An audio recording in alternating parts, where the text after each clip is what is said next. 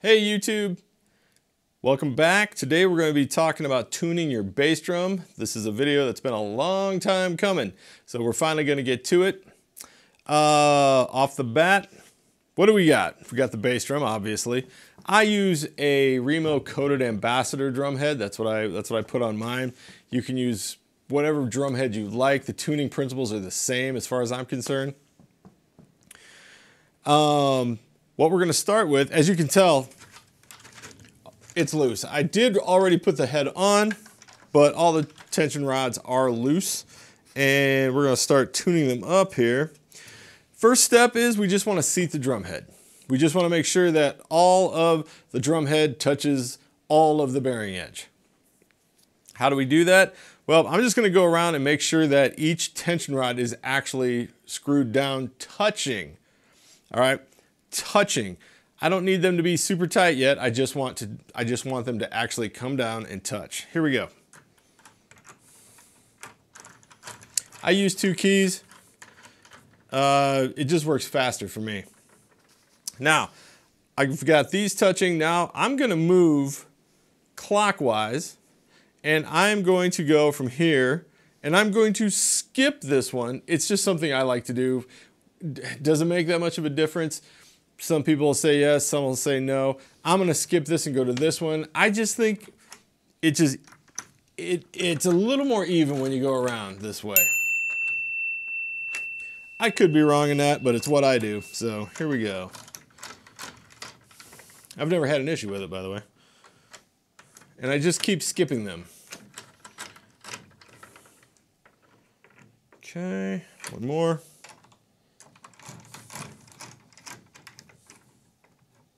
Okay, now I'm going to go around just to make sure they're all at least touching. Doesn't matter what it sounds like right now. It's probably going to be weird. It's going to be pretty floppy, I can tell you that. But we just want to make sure these are all touching. And again, I like to use 2 drum keys for that purpose. Go around the head. It's just faster for me. You can do it with 1. Makes no difference. Okay, so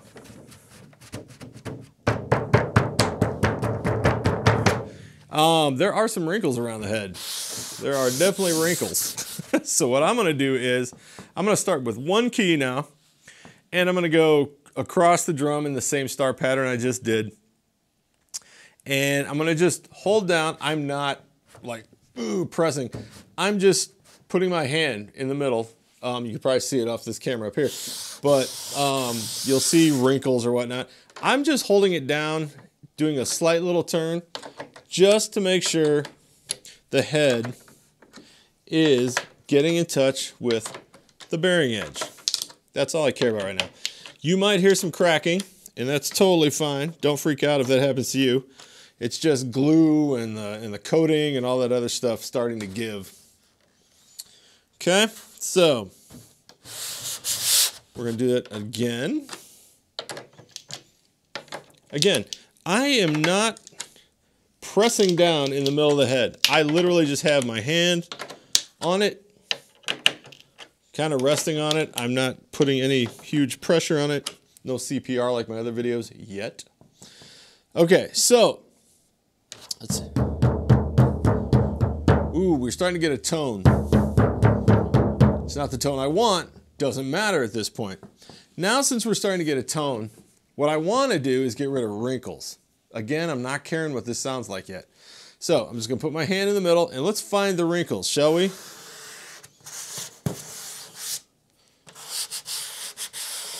Ooh, wrinkles up top. There we go. Now, I'm just going to deal with those and just tune them up. Just get rid of the wrinkle. Okay?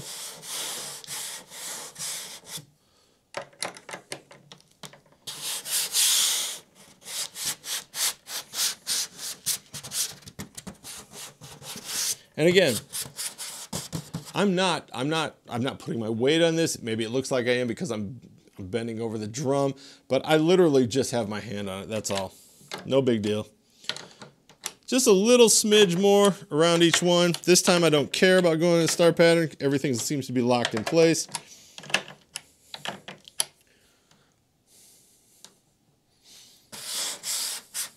Double check again for any wrinkles. Don't see any.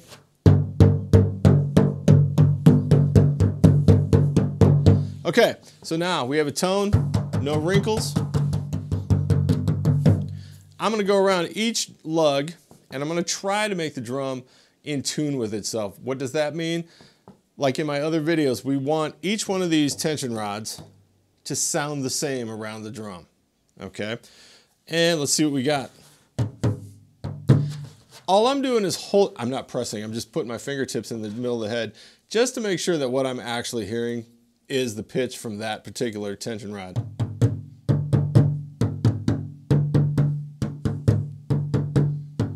Do you hear that difference? There is a difference there.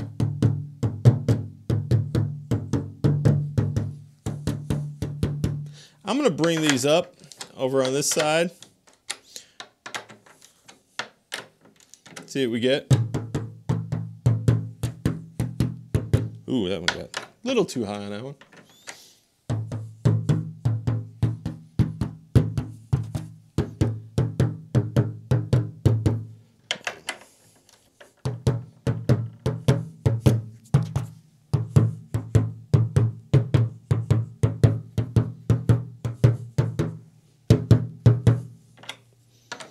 And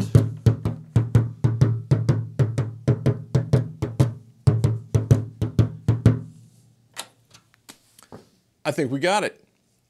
Now what I want to do is I want to show you, I'm going to lift the drum up in the next section of this, and we're going to talk about muffling, because at this point, before you put that front head on, you got to figure out what your muffling is, okay? Unless you've got a port, and I do have a port, but my muffling is pretty specific. It's the Remo muffling system that Dave Weckl helped create based on a Simon Phillips technique of rolled towels. In any case, let's get to that. I'll be right back. All right, let's talk muffling. Sorry you can't see my face in this, but life goes on. You're not here for the face shot. Anyway, so down in here you will see that I have this system right here. This is the Remo drum muffling system. It was created by Dave Weckl. It's based on Simon Phillips's use of like bath towels. He would roll up bath towels, put them in like this thing is, and duct tape them to the head and the shell. Dave Weckl and Remo came up with this little tuning device, muffling device. It's not a tuning device, it's a muffling device. I tend to really like it. It's handy. It doesn't move for me. Whenever I move my drums, they stay in place. Whereas sometimes pillows, if you have them, they move all over or whatnot. So I really like this. So I like to use this. Again, you could use a towel, roll it up nice and tight, put it in there like this, duct tape it in. Some people like to stuff pillows in there. What I would caution you against is don't overload your drum. I personally like the sound of a pretty wide open drum. Yes, I've got muffling towards the back end, but the rest of the drum has a chance to actually fill up with sound. If you put too much in there, your drum will start sounding thin. At least that's what I've figured out. It's how it's always been for me. If that's the sound you want, by all means go for it. But for me, I want this area to give it sound. I want the shell to do whatever it can to make a nice, big, low, thumpy, punchy sound. So Remo drum muffling system, that's what I use. And now we're going to put the front head on this thing and start tuning it up from there. All right, on to the front head. The tuning of the front head is identical to the back, to the batter head. The only difference with the front head, most of you probably have a port, the hole in your head. Not everybody does, and sometimes I don't. My 20-inch bass drum that goes with this kit, I don't put a port in that one. I kind of dig that funky, more open, more ringy sound. But for this one, for my 22, I like the ported head. I'm a Mapex endorser, so hey, go Mapex. This drum head, this Mapex logo head, is a Remo Power Stroke 3. Great front head. I think most companies, Pearl, I think most of them use a Power Stroke 3 from Remo. I could be wrong in that, but I'm pretty sure most do. Power Stroke 3, in case you didn't know, has this little plastic tone ring on the inside of it. Helps to control overtones and whatnot from the front head. As far as this head goes, everything's the same. So let's get this thing going. I like to, you got to center it. That's the big thing. And there's no magical mystery whatever to that. You're just going to center it and between the two lugs up here at the top of the drum, or if you have a bass drum with tom mounts on it, real easy to do with tom mounts to eyeball it. This is a virgin bass drum. I don't have tom mounts. Everything I have mounts to cymbal stands and whatnot. Either way is fine. So let's get that on there. Now, got to have our... Ooh, wasn't as loud as I thought it was going to be. Okay, now we got to take our rim. Now, what you want to do with your rim when you take it off, you want to inspect it.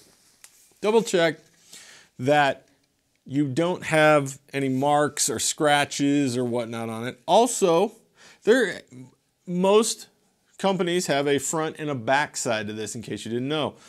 The back side is usually flat, like this one is. And some of them are unpainted, which helps it's even easier to see which side you're on. This one's flat, it's painted, but it's flat, and the front is rounded. So I know which side needs to touch the head. The flat side, unpainted side or whatnot. I also look for any marks that might be on here.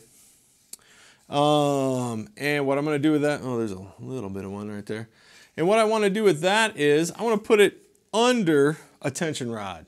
So you don't see it. I kind of like my stuff looking good. So I'm going to put that under a tension rod. And I'll probably just put it under one of these lower ones. It's on the bottom of the drum. No one's going to look there, right? Okay. So let's see how we eyeball this, shall we?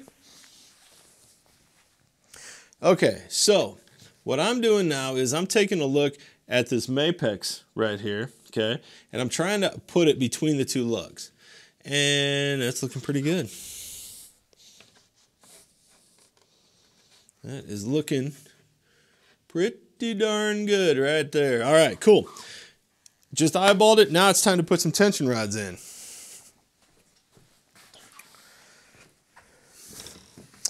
All right, on to the tension rods. Same thing that we always do. We just put them in like any tension rod. Now, I am not going to screw these down all the way. I'm going to screw them down enough to hold so that I know they've been threaded. Okay, that's it. Nothing more than that. I just want them to hold.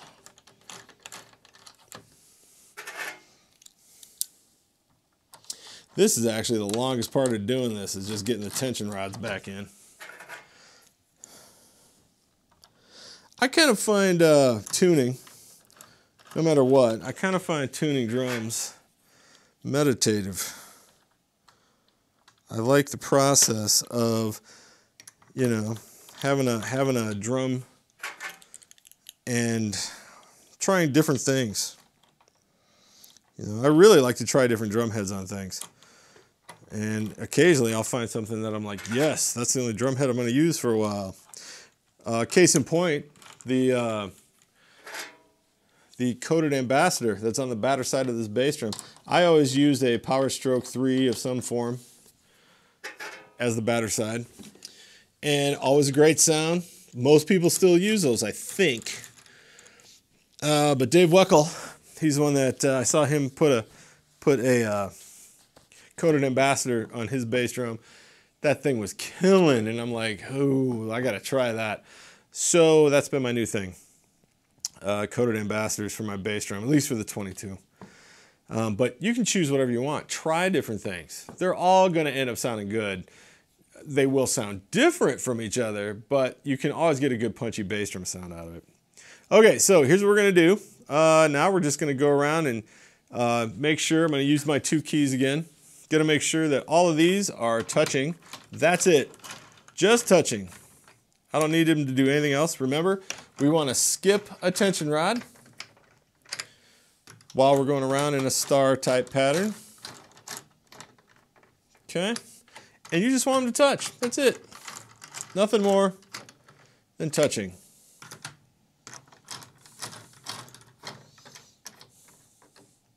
Now I'm just going to go around one more time just to make sure everything is touching.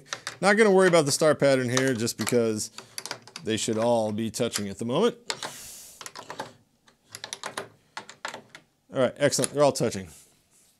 Next move, same as the batter head. I am going to hold this down, find wrinkles. I already see a wrinkle. Here we go. Nothing over there. We're good. We're good. Seem to be pretty good. Maybe over here slightly.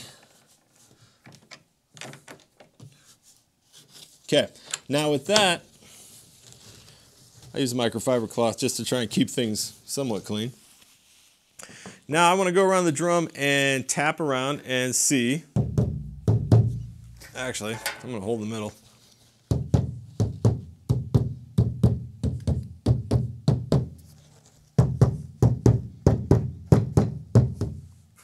And I want to bring these up, even them out.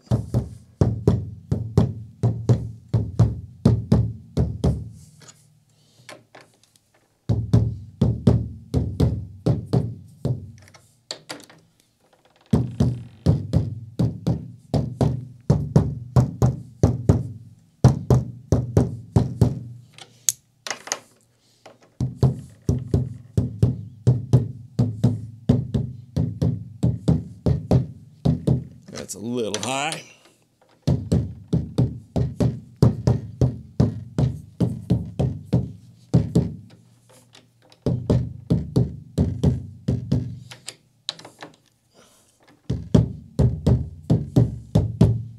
And by the way, my left hand, I'm not pressing in, I'm just muting.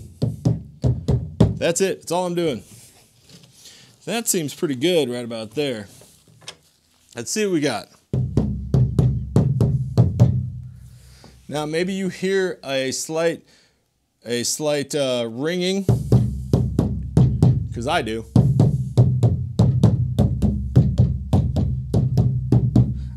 So that means I'm going to try and just detune slightly all the way around the head.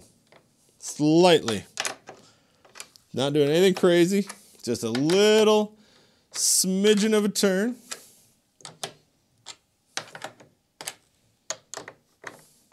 Now let's see where we are.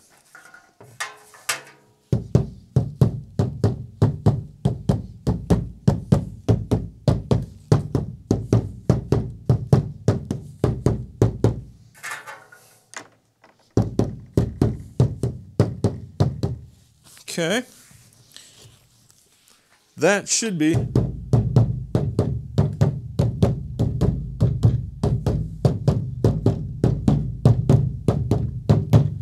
that's pretty low. That's kind of where I want it.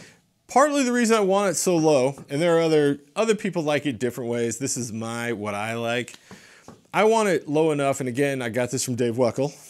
When you put a microphone next to the port, if the front drum head is too tight, it rings, and you're going to get a sympathetic vibration into the microphone when you're trying to record.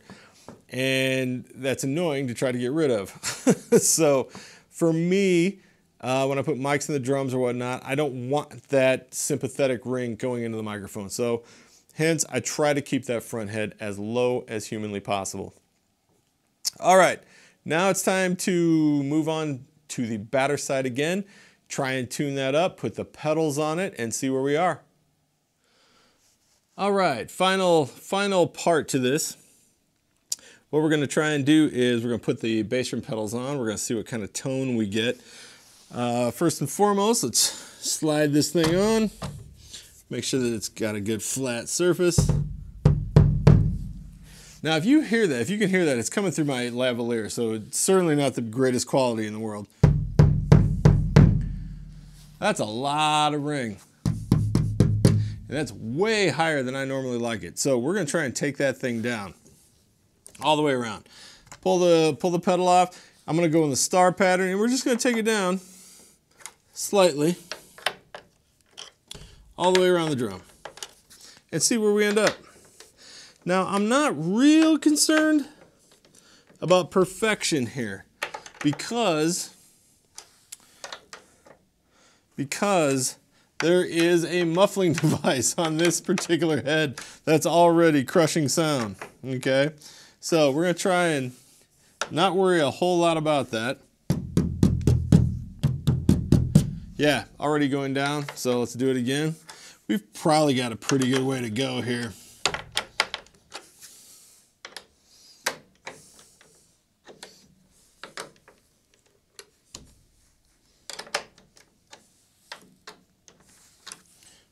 Bring this bad boy down. Okay, now let's see where we are. That kind of sounds a little papery to me.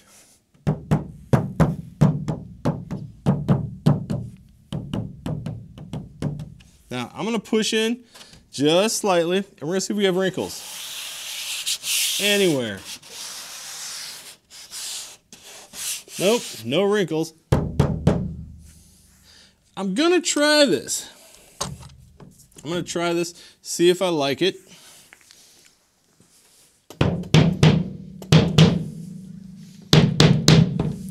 The front sounds good, but I really don't like the back, so it's a little too loose for my taste. I went too far, so I'm gonna bring it back up a smidge and see where we get.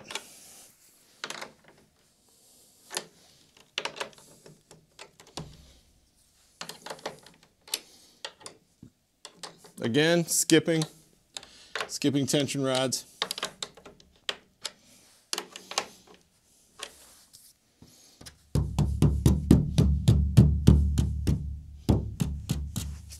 See what we got.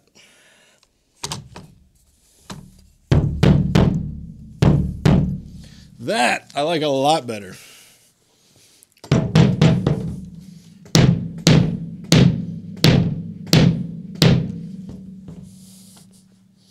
I like that a lot better.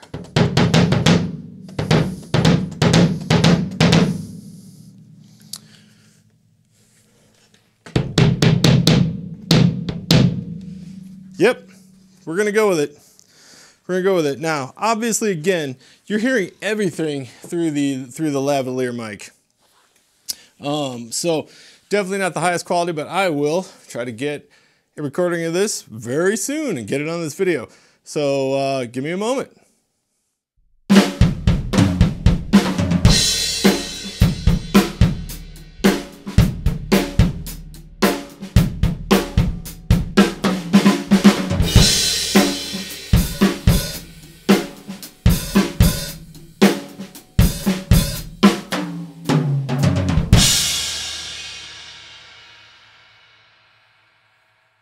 All right, everybody, there it is, how to tune a bass drum. If you got something out of my video, please hit that subscribe button, hit the like button, that truly helps out. If you think somebody can benefit from it, share the video, that'd be cool. Hit the bell icon if you want to keep it, if you want to keep up with what I've got coming. Down in the comments, what's one of your favorite bass drum sounds? Give me a artist, give me a band, give me a certain drummer that you really like their bass drum sounds. Put that down in the comments. And until next time, everybody, take care.